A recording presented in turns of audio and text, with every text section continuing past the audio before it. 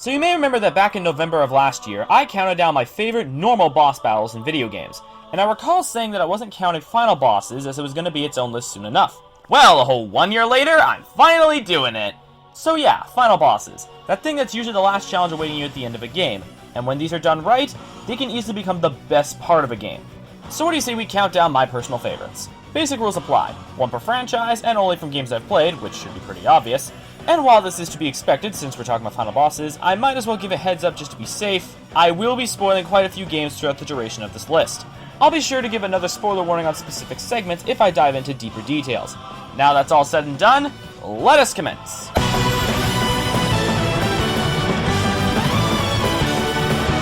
So what do you say we kick off this list with some Spyro the Dragon? Which is kind of odd because out of all the things people remember Spyro for, boss fights is not one of them. Despite this, when it does get boss fights right, you get something like the Ripto fight in Spyro 2. The main gimmick of this battle comes from the orbs that Hunter drops on the arena. Touch 3 of them and you get one of many phenomenal cosmic powers, which you can use to damage Ripto. Thing is, Ripto can also pick up these orbs, and should he pick 3 up, he will also gain access to one of his many powerful attacks. These attacks can be pretty tricky to avoid if you're not careful, but fortunately, Hunter will start dropping sheep if you run low on health, so that's pretty handy. The orb gimmick is brought along during the second phase, with the biggest difference being the fact that Ripto's kind of using a giant robotic version of a previous boss. Because of this, the attacks that Ripto uses when he collects 3 orbs changes during this phase, and this makes this phase considerably more challenging than the one before, despite the much bigger hitbox. But the true highlight of the battle comes from the final phase, an aerial dogfight against Ripto as he rides a bird with a rocket engine, allowing him to quickly zip around the arena. During this phase, you have both infinite flying and fireball power, so you can glide around and shoot fireballs at Ripto and his bird like there's no tomorrow. It's a really fun fight, especially the final phase, and considering that we hadn't seen what Ripto was capable of magic-wise for literally the whole game, this battle didn't disappoint in showing off his abilities. Though I still find it confusing how we watch Ripto and his bird burn in the lava after the fight ends, and yet he returned to the 4th game completely fine as if it never happened. Video games are weird.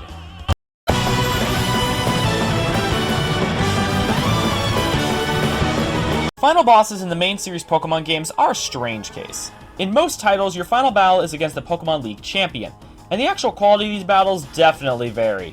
There are some not-so-stellar champions, like the decent Iris fight and the awful Wallace fight, but then you've got some fantastic champion battles, like Blue, Lance, Steven, and my personal pick, Cynthia.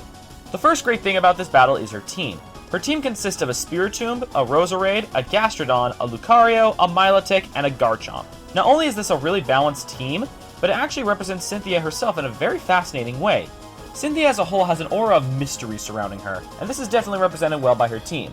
Well, aside from Gastrodon, but then again you could also make the argument that it's a mystery why it's on the team. And even then, she replaced it with Togekiss and Platinum. Not only that, but other than Gastrodon and Roserade, every other member of her team is a really rare Pokemon in the Gen 4 games.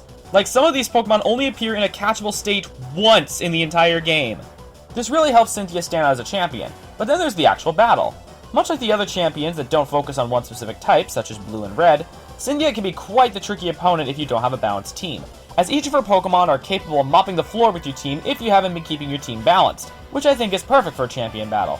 I mean, if the champion is supposed to be the ultimate test of your skills as a trainer, wouldn't it make sense for the champion to not focus on a specific type? I don't know, maybe that's just me. Add in a nice looking arena and a really catchy boss theme, and you've got a truly standout final battle in the Pokemon series. It's no wonder Cynthia ended up becoming a recurring character throughout the series. She very well deserved it.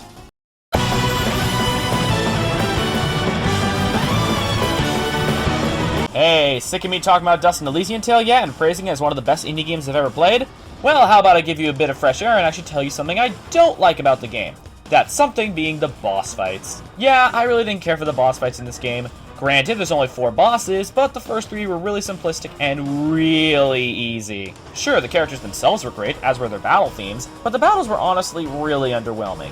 So when I got to the final boss of the game, that being the tyrannical General Gaius, I honestly wasn't expecting much. So yeah, it was quite the shocker when my expectations were definitely surpassed. Seriously, talk about a complete change of quality. Every other boss before this was so lackluster. And then you look at this battle, and all I'm asking is if the bosses before were programmed by a completely different person. The General Gaius battle had been built up for pretty much the entirety of the game, and this 4-phase duel against the General definitely paid off. Gameplay-wise, each phase remains the same, with General Gaius having abilities similar to your own, including magic casting and even parrying. But the big game changer in each phase is the environment. going from fighting both Gaius and 2 of his soldiers, to having Moonblood soldiers on your side while Gaius calls upon his air fleet, to fighting Gaius and 2 of his soldiers again but in a chamber filled with bomb fruit, to a one-on-one showdown above a pool of molten lava. This fight can be pretty long, especially if you're underleveled, but my goodness, it's amazing from start to finish. Leave it to a game like Dust and Elysian Tail to take one of its weakest traits and make it strong for the finale. The point is, you should get this game. It's great.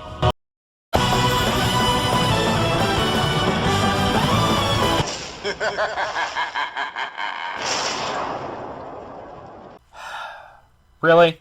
So yeah, Hades. Easily one of my favorite video game villains, as I've established in my favorite characters list.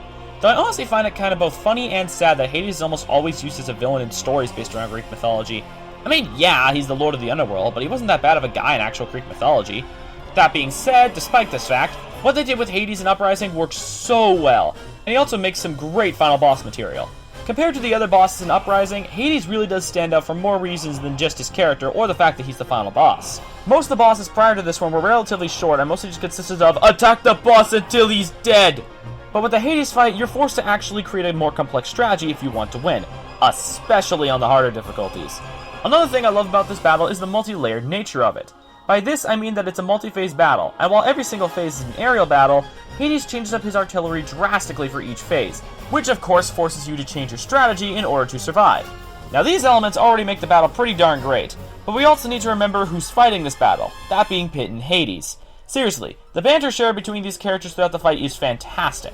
But things only get crazier as the fight enters its third act, with Hades destroying Pit's trump card, Medusa returning after being supposedly killed as she tries to turn against Hades, and Hades transforming into another familiar incarnation of the Lord of the Underworld before showing off his Street Fighter skills. This leads to a climactic final phase, where Pit has to frantically avoid Hades' laser barrage while charging up the Great Sacred Treasure's gun, and once it's fully charged, he lets loose a freaking shoop-da-whoop on Hades!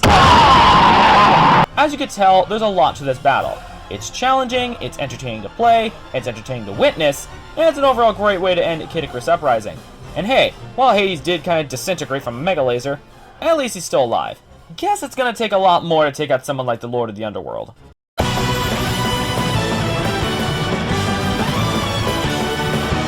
You know, out of all the choices on this list, I think one of the hardest to make was which Kirby final boss to pick.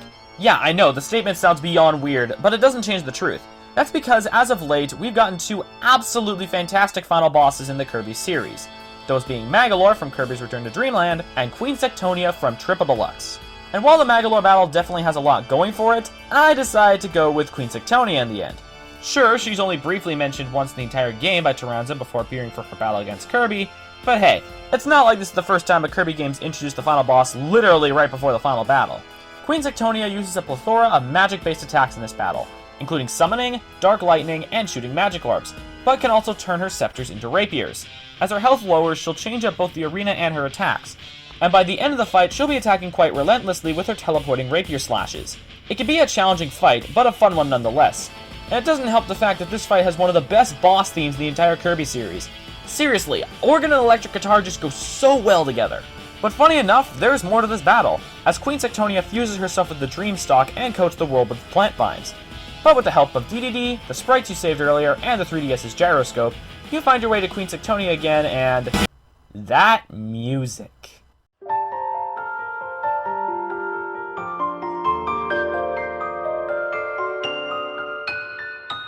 With this second phase, Queen Sectonia no longer attacks you head-on, but instead with these flower buds. The flower buds have a large arsenal of tricky attacks to avoid, and after you've hit them enough times, Queen Sectonia will force you onto a new platform to fight the buds. And as you get closer, she'll start summoning 4 buds instead of just 2. This part of the fight can be quite difficult, especially when compared to the first phase, but just like the first phase, it's still really fun to go through, and it really is a test of your skills in dodging and taking the right opportunity to strike.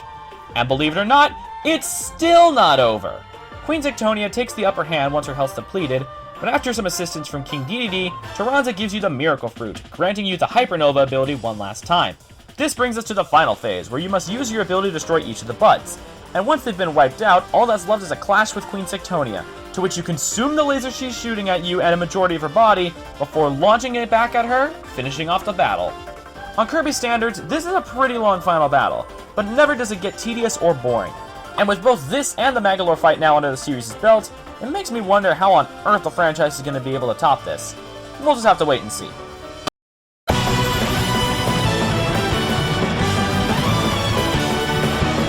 Final bosses in the Mega Man series really are a hit-or-miss situation.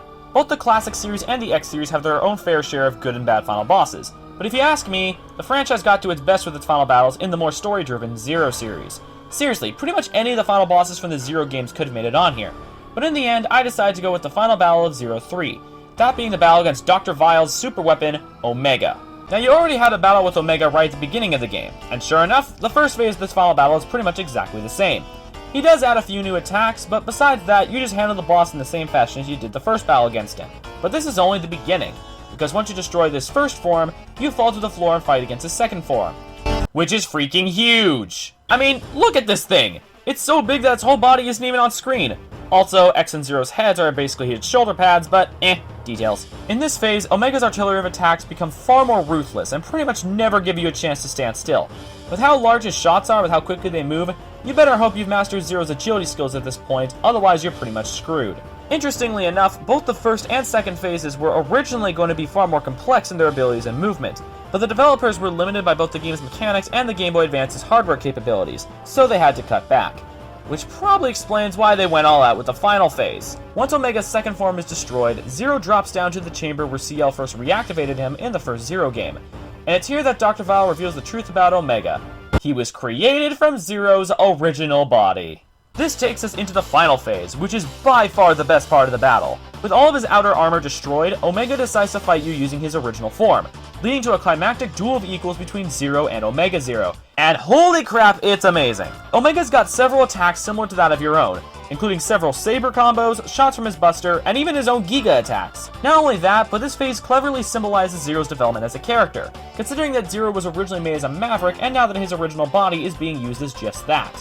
This fight really is the complete package when it comes to Mega Man final bosses. It's got the challenge, it's got the fun factor, and to top it all off, it's got some fantastic music. Seriously, the song that plays during the third phase is such a great song.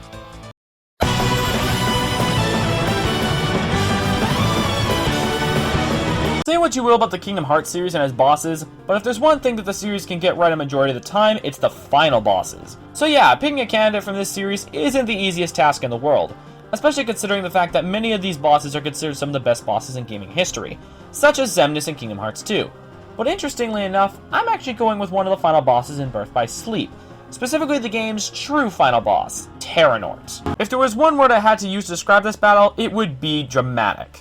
Considering everything that has happened in the game prior to this fight, this final duel between the Keyblade Master Aqua and the evil Xehanort, having just taken over the body of Aqua's friend Terra, certainly has a lot going for it. Terranort's attack lineup consists of a mixture of attacks used by both Terra and Xehanort, and due to the fact that Xehanort's using Terra's body, he hits hard. So you're gonna want to use that dodge button a lot. And in the second phase, Terranort's artillery only increases, courtesy of the Guardian that he summoned. With this companion of his, Terranort now has access to more magic-based attacks, and the Guardian has its own attacks it can use to kill you. And this isn't even taking into account that once Terranort's low on health, his Guardian will try to grab you. But through the usage of a quick button command, you can enter Terra's heart and team up with Terra to do some major damage to the Guardian. This fight requires you to have mastered Aqua by this point, but considering that this story is unlocked once you've beaten the other 3 stories, chances are you have mastered using Aqua by now, so you'd better hope you're not rusty. Plus, it really is a climactic way to end off Birth by Sleep and set up the story for the rest of the series. I'm just hoping that Kingdom Hearts 3 gives off a conclusion of this caliber.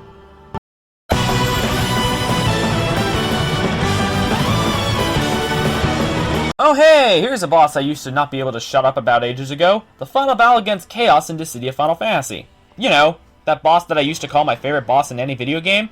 Talk about a change of opinion. But despite the giant drop from favorite boss ever to merely third favorite final boss, that still doesn't change the fact that I love this battle. Serving as the commander of your opposition for literally the entire game, Chaos has proven to be quite the threat, having both led some of the most powerful villains in the Final Fantasy series through numerous victories, and having killed Cosmos, the leader of the Heroes' forces. And sure enough, he makes some great final boss material. Chaos has an onslaught of powerful bravery and HP attacks at his disposal, all of which can easily entrap you into a combo of damage if you time your dodging poorly. With each phase, his attack lineup only increases as he adds more powerful moves for you to avoid, before bringing in his trump card in the final phase in the form of his own EX Burst. With this, he increases his size to Titan proportions, and he now uses an equally gigantic sword against you as he swings it continuously around the arena. But if that wasn't insane enough, there's his final attack, in which he summons 3 more swords and impales the arena with them. And should you be in one of the circles when they go light, expect a lot of damage to be done to you. I think it's pretty easy to tell why this was my favorite boss fight way back when. It's a great conclusion to Dissidia's story, it's a nice challenge of your skills, it's a fun battle to fight, and then there's the music. The song, entitled Chaos Last Battle, is a 3-part piece, with each piece playing in each phase and helping capture the tone of initial helplessness, regaining hope, and finally triumphant determination. I'd recommend giving the song a listen. Sure, it may not be my favorite boss fight ever anymore, but it's still a battle that I'm pretty sure I'm going to continue loving for quite a while.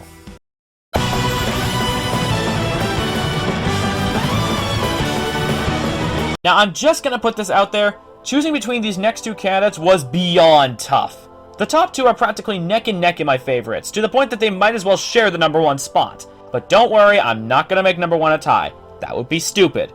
So let's talk about the penultimate candidate for this list, that being the final duel between Dante and Vergil in Devil May Cry 3. The first notable thing about this battle is the scenario at hand. Vergil is the half-human, half-demon twin brother of the game's majestic protagonist Dante, and despite their lineage, they've been battling each other as if they were fierce enemies. In fact, you've had 2 battles with Vergil prior to this point in the game, but Vergil whooped your butt during the first fight, and the second fight came to a stalemate courtesy of Arkham. So a battle such as this was to be expected. However, there's a bit more to it than before. This time around, they're fighting in the demon world, with the portal between the demon and human worlds being open.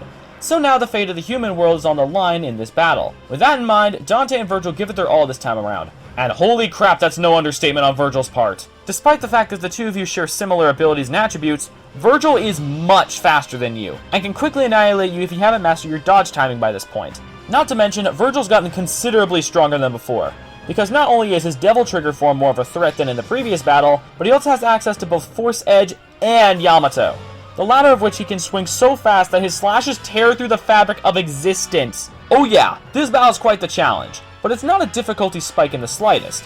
In fact, he's only slightly harder than the bosses you've been dealing with before, so if you manage to make it to him in the first place, you should be able to beat him in a few tries. But probably the most interesting thing about this battle is the more emotional side of it.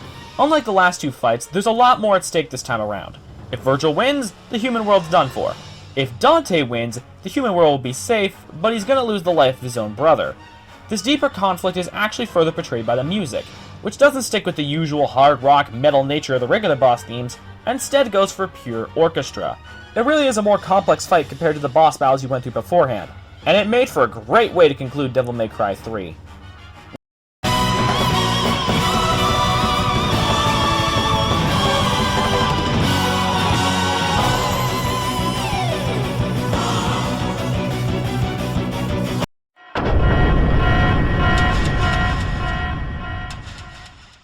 Undertale truly is a fascinating game.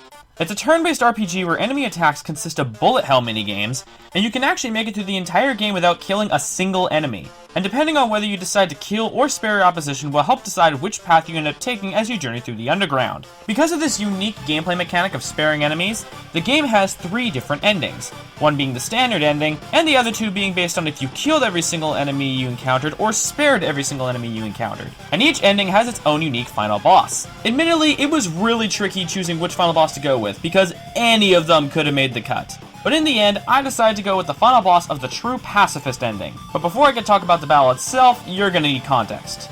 Are all the people who care about spoilers gone? You sure? Okay, good.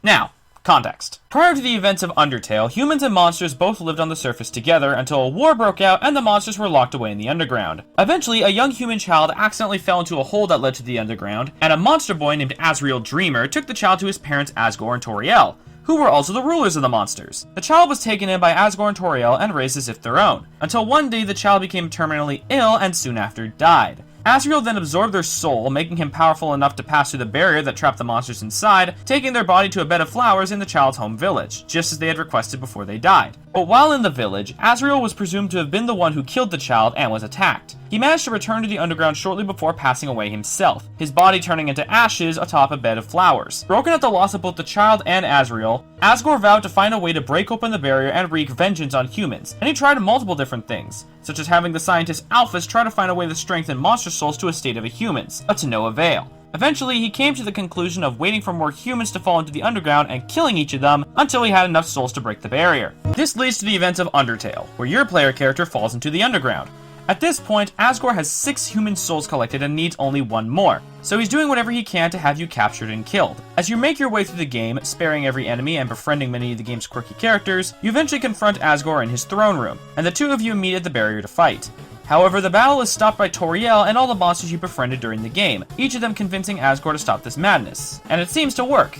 Until... It's a trap! Yep, in comes Flowey, a heartless monster you met at the very beginning of the game, who begins to consume the souls of every character in the room, which is when it's revealed that Flowey is actually Asriel, who had been revived as a flower after Alphys attempted to use one of the flowers from Asriel's place of death for her soul experiment. And now that Asriel has access to several dozen monster souls and the 6 human souls, he begins to execute his plan of resetting history so he can bring the fallen child back to life. And at last, the final battle begins.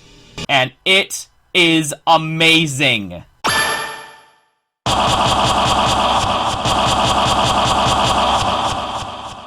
There's so much I love about this battle, it's honestly hard to explain without dragging out this video's length. But for your sake, I'll try my hardest not to take too long. The first thing of note with this battle is the atmosphere. I mean, with the amount of build-up this fight has had, it's pretty evident that things are gonna get intense, which is further supported by both the boss theme, entitled Hopes and Dreams, and the fact that you're so filled with determination that if you die during this fight, your soul literally refuses death. Yes, this can be seen as a flaw in this battle, since you actually can't die, but the game still punishes you for dying by extending the amount of turns in the fight. Speaking of which, let's talk about Asriel's capabilities. He has a variety of powerful attacks that require you to be quick on your movement, but it never gets to a cheap state. If you've managed to make it this far, you should be fine, even though you only have 20 HP. But that's only the first phase. Asriel then transforms to a more demonic form and his attacks will change. However, the catch is that you're unable to fight back. All you can do during your turn is try to struggle free, but to no avail. You don't even have the power to save your own game at this point. But you might have enough determination to save something else. It's at this point that you start to summon the souls of your friends and save each of them while going up against their previously established bullet hell minigames, almost like a boss rush of sorts. It's a phenomenal experience, and it's satisfying to watch as each of your friends are freed. But finally, you go to save one final soul, Asriel's. He tries everything to make you stop, even going as far as trying to kill you with a rainbow hyper beam, but even that fails. And it's at this point that the battle concludes, being followed up by the ever so touching and ever so tear-jerking true pacifist ending. Wow, that was a lot. I apologize for taking so long with this segment, but honestly, I feel like I had to. There's so much to this boss fight. The build-up, the atmosphere, the visuals, the music, the emotion, the fun factor. This battle was the best way the true pacifist route could have ended off. Great work, Toby Fox, both on this boss fight and the game as a whole. It really was quite the experience.